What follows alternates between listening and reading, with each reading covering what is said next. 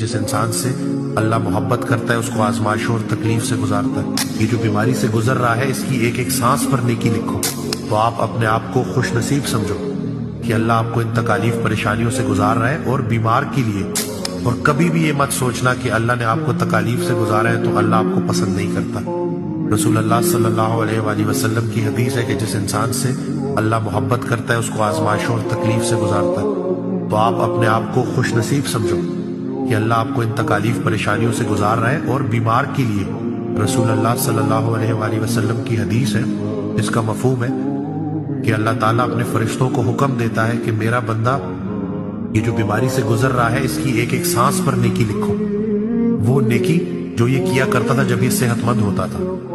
تو ہماری بیماری ہماری کتنے گناہوں کو دھونے کے لیے آئی ہے، کتنے گناہوں کو نیکیوں میں کنورٹ کرنے کے لیے آئی ہے، ہمیں کیا پتا۔